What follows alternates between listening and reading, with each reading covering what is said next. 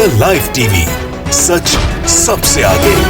दोस्तों नमस्कार, मेरा नाम है विवेक शर्मा और आप देख रहे हैं the live TV. The live TV के इस खास वीडियो में हम आपको बताएंगे कि कैसे भारतीय जनता पार्टी लगातार कमज़ोर होती पड़ रही है। लगातार उसकी जो झूठ और फरेब पर बनी एक बहुत बड़ी इमारत है, किस तरह से लगातार खोखली होती जा रही है, क्योंकि भारतीय जनता पार्टी की इस झूठ फरेब वाली इमारत में खुद इस इमारत की एक एक ईंटें अब इस इमारत के साथ मिलती हुई नज़र नहीं आ रही हैं, बल्कि अपना दूरी बनाते हुए नज़र आ रही हैं। इमारत की ईंटों से मेरा कहने का मतलब ये है कि भारतीय जनता पार्टी के खुद भारतीय जनता पार्टी के सदस्यों की बात, उनके विधायकों की बात, उनके पार्टी पक्ष के नेताओं की बात और उनके पार्टी में जुड़े अन्य पार्टियों के नेताओं की बात। इस वीडियो में बने रहिए हमारे साथ, हम एक एक कर उन सब की पोल खोलेंगे और किस तरह से बताएंगे कि भारतीय जनता पार्टी अब धीरे धीरे जिस तरीके से लगातार झूठ फरेब बेचकर, षड्यंत्र बेचकर सत्ता पे काबिज बनी हुई थी, गोदी और मोदी मीडिया के सहारे सत्ता पर काबिज बनी हुई थी, वो किस तरह से लगातार खोखली पड़ती जा रही है। ये बात हम इसलिए भी कह रहे हैं क्योंकि ये कोई किसी विपक्ष की साजिश नहीं, बल्कि खुद बीजेपी नेताओं की, बीजेपी के सत्तारूढ़ पार्टियों की, उनके साथियों की बातें हैं जो लगातार बीजेपी पर अब खुलकर सामने आ गए हैं और बयानबाजी कर रहे हैं।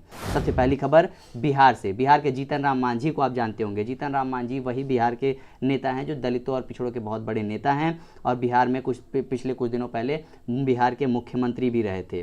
जीतन राम मांझी ने क्या किया? जीतन राम मांझी ने प्रधानमंत्री पर टिप्पणी की अपने एक ट्वीट के जरिए। उन्होंने कहा कि वैक्सीनेशन के बाद जो प्रमाण पत्र दिया जाता है, उस प्रमाण पत्र पर प्रधानमंत्री की फ़ोटो क्यों लगी है। उन्होंने ट्वीट करके लिखा कि कोवैक्सीन का दूसरा डोज के उपरांत मुझे प्रमाण पत्र दिया गया, जिसमें प्रधानमंत्री की तस्वीर लगी है। देश में संवैधानिक संस्थाओं के सर्वे सर्वा राष्ट्रपति हैं।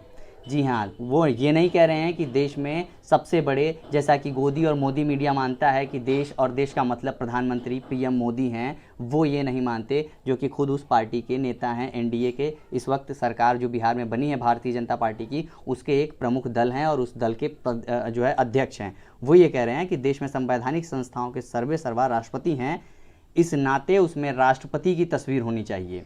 वैसे तस्वीर ही लगानी है तो राष्ट्रपति के अलावा पीएम, स्थानीय सीएम की भी तस्वीर इस सर्टिफिकेट में होनी चाहिए। ऐसा क्यों कह रहे हैं जीतन राम मांझी?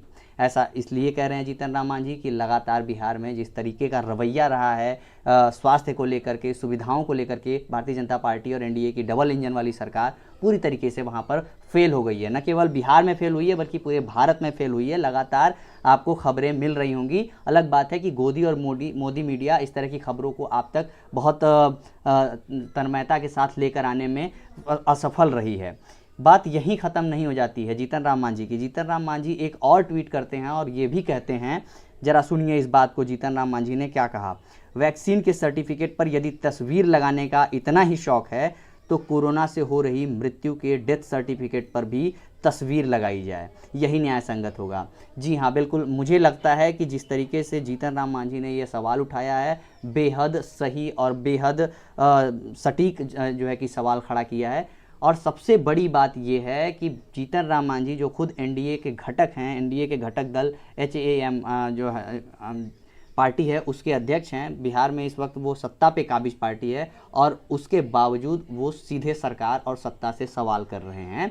और सबसे बड़ा खबर इसमें यह है कि कोई भी नेता, न तो एनडीए का, न तो बीजेपी का, न तो यहाँ तक कि जेडीयू का नेता इस उनके सवाल पर लगातार उनको कटाक्ष करने की कोशिश कर रहा है। ऐसा क्यों हो रहा है? क्योंकि जाहिर सी बात है, इस वक्त बिहार की स्थिति के बारे में अगर आपको बताएं तो बिहार में 125 सीटें एनडीए के पास हैं और 122 सीटों की ज़रूरत है भारतीय जनता पार्टी और एनडीए की सरकार, भारतीय जनता पार्टी और जेडीयू की सरकार वहाँ पर बनाने के लिए। उसमें से 4 सीटें जो हैं जीतन राम मांझी की पार्टी HAM के पास है। जाहिर सी बात है कि जहाँ पर सत्ता वहाँ पर सुख। इस सुख का लाभ लेने के लिए भारतीय जनता पार्टी, जेडीयू के नेता और तमाम एनडीए के सारे घटक के जो भी नेता हैं जो मिलकर सरकार चला रहे हैं डबल इंजन की, वो एक भी जो है कि इस पे अपना कोई भी विश्लेषण नहीं दे रहे हैं। जीतन राम मांझी की बात हुई। जीतन राम मांझी के बाद आपको बताते हैं कि किस तरह से भारतीय जनता पार्टी के खुद के ही विधायक ने एक बार फिर से मोर्चा खोल दिया है। खबर गाजियाबाद से। गाजियाबाद में अपनी ही सरकार के खिलाफ कोर्ट पहुंचे बीजेपी विधायक। गाजियाबाद प्रशासन पर लगाया ऑक्सीजन बेचने का आरोप। ध्यान दीजिए, गाजियाबाद प्रशासन यानी कि उत्तर प्रदेश प्रशासन, यानी कि योगी का प्रशासन, यानी कि उत्तर प्रदेश की भारतीय जनता पार्टी की, योगी प्रशस्त भारतीय जनता पार्टी की जो प्रशासनिक सेवा है उस पर ये खुलकर आरोप लगा रहे हैं। खुद गाजियाबाद से हैं, गाजियाबाद के ये जो है कि विधायक हैं, इन्होंने क्या जो है कि आरोप लगाया है उसके बारे में बात करते हैं। उत्तर प्रदेश के गाजियाबाद जिले में ऑक्सीजन की ब्लैक मार्केटिंग के मामले को लेकर के बीजेपी विधायक ने अपनी ही सरकार के खिलाफ याचिका दाखिल कर दी है। बीजेपी विधायक नंद किशोर गुर्जर की याचिका पर इलाहाबाद कोर्ट ने आईएएस अधिकारी से जांच कराने के भी आदेश दिए हैं।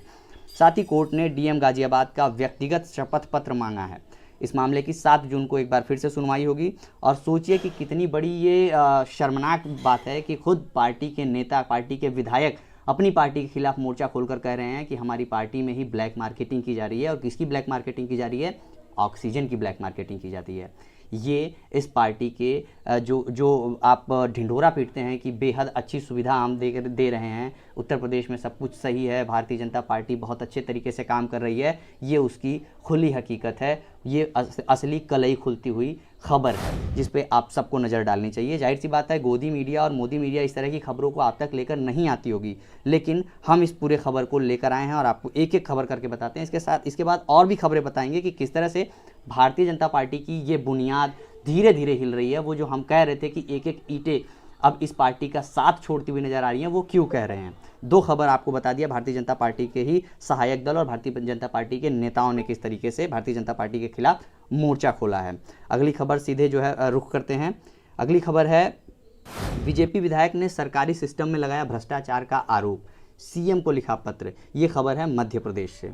मध्य प्रदेश के विधायक हैं, उन्होंने डायरेक्ट चीफ मिनिस्टर यानी कि मुख्यमंत्री शिवराज सिंह चौहान को पत्र लिखा है धांधली के लिए कि किस तरीके से वहां पर स्वास्थ्य योजनाओं में धांधली की जा रही है, सरकार वहां पे ध्यान नहीं दे रही है। टीकमगढ़ के पूर्व मुख्यमंत्री उमा भारती के भतीजे और खड़गपुर विधानसभा से बीजेपी विधायक हैं राहुल सिंह लोधी ने उन्होंने अपनी सरकार सिस्टम की पोल खोलकर रख दी है। विधायक ने जिला अस्पताल में दवाइयों व अन्य सामान की खरीदी में भ्रष्टाचार का मामला उठाते हुए एक शिकायती पत्र मुख्यमंत्री शिवराज सिंह चौहान को भेजा है। आपको स्क्रीन पर उनका शिकायती पत्र भी दिख रहा होगा और किस तरीके से शिवराज सिंह चौहान से उन्होंने पत्र लिखकर ये मांग की है कि किस तरीके से धांधली हो रही है, किस तरीके से भ्रष्टाचार किया जा रहा है, किस तरीके से कालाबाजारी की जा रही है, किस तरीके से दवाओं का जो वितरण है सही तरीके से नहीं किया जा रहा है, उसके जिम्मेदार कौन है। जाहिर सी बात है इस वक्त मध्य प्रदेश में भाजपा शासित शिवराज सिंह चौहान की सरकार चल रही है और शिवराज सिंह सरकार के एक विधायक ने उनसे खुला पत्र लिखकर इस बात की मांग की है कि इसकी जांच की जाए और दोषियों को सजा मिले और वहां के लोगों को, आम जनता को सही स्वास्थ्य सुरक्षा मुहैया कराई जाए। ये अपने आप में बताता है कि भारतीय जनता पार्टी के विधायक किस तरीके से अब जो है कि बगावती तेवर पर उतर आए हैं। अगली खबर बताते हैं आपको सीधे पश्चिम बंगाल से। पश्चिम बंगाल की ये खबर है जहां पर कि आपको ये पता चलेगा कि किस तरीके से जब भारतीय जनता पार्टी पश्चिम बंगाल में उतरी थी धन बल बाहुबल के हिसाब से, तो किस तरीके से टीएमसी, कांग्रेस और लेफ्ट के तमाम नेताओं को अपनी पार्टी का रुख जो है कि करवाया था कि आप हमारी पार्टी से चुनाव लड़िए। और अब जो है कि सामने खबर आ रही है निकल कर कि अब धीरे धीरे पार्टी के जो विपक्ष दूसरी पार्टियों के नेता थे वो अब खुद कह रहे हैं कि हमें अपनी पार्टी में वापस जाना है, भारतीय जनता पार्टी की सरकार में अब हमें नहीं रहना है। खबर पश्चिम बंगाल से। बीजेपी से तृणमूल में वापसी चाहती हैं सोनाली गुहा।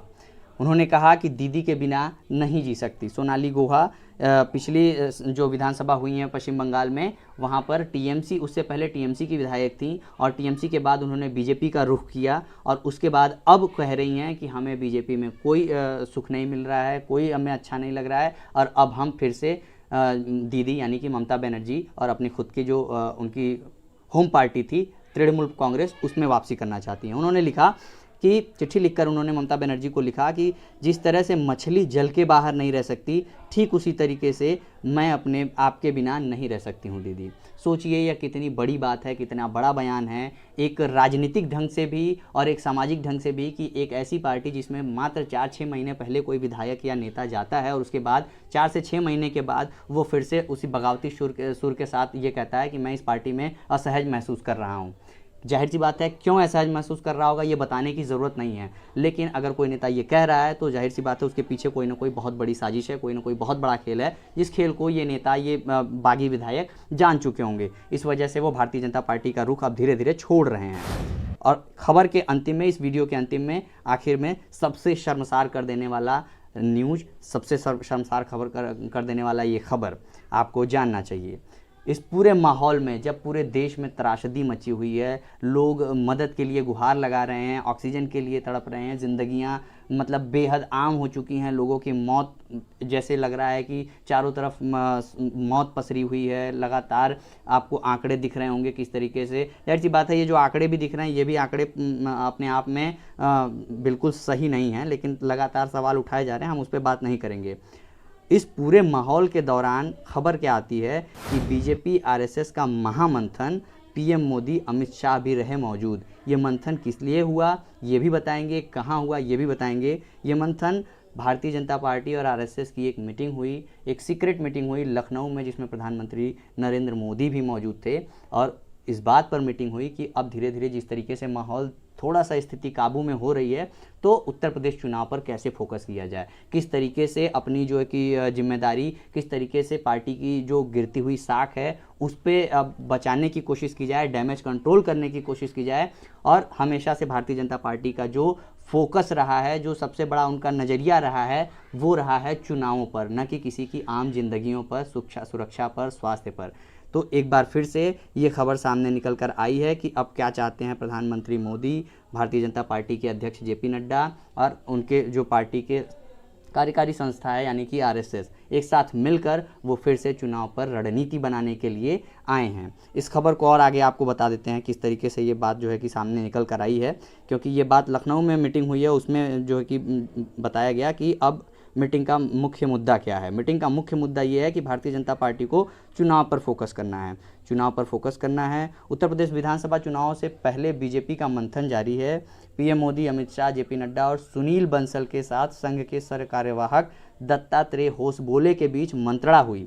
वहीं सुनील बंसल 2 दिनों से ही दिल्ली में रुके हुए हैं। तो इस मंत्रणा के जाहिर सी बात है कि क्या मंत्रणा हो सकती है, आपको मैंने पूरा बता दिया इस खबर में। अंतिम खबर के साथ हम इस वीडियो को क्लोज करने की कोशिश करेंगे। पार्टी जमीन पर काम नहीं करती दिखाई दे रही है, ये कहना है भारतीय जनता पार्टी के सर्वे सर्वा जेपी नड्डा का। उन्होंने कहा है कि पार्टी जमीन पर काम करती हुई दिखाई दे, उसके लिए बीजेपी ने कोरोना काल में पार्टी नेताओं के गायब होने के बीच दिशा निर्देश दिया है कि अब आप वापस ग्राउंड पर मौजूद हो जाइए और कम से कम काम करते हुए दिखिए, क्योंकि अब मुश्किल से 4, 6, 8 महीने के बाद एक बार फिर से हमें इलेक्शन में माहौल बनाना है और जीतने की कोशिश करनी है। तो उसके लिए हमें आपको ग्राउंड लेवल पे आपकी दस्तक चाहिए। लगातार आप अपने आसपास क्षेत्रों में उतरिए, ग्राउंड पर उतरिए।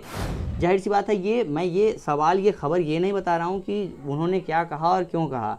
खबर ये है कि उन्हें ये क्यों कहना पड़ रहा है, क्योंकि भारतीय जनता पार्टी के तमाम नेता, तमाम विधायक, तमाम कार्यकर्ता इस वक्त एक तरीके से देखा जाए तो बिल्कुल दिखाई देना बंद हो चुके हैं।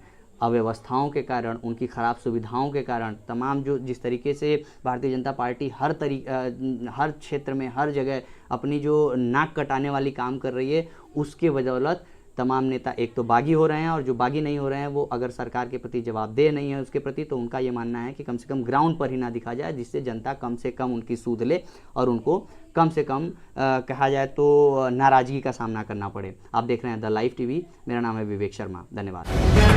द लाइव टीवी, सच सबसे आगे।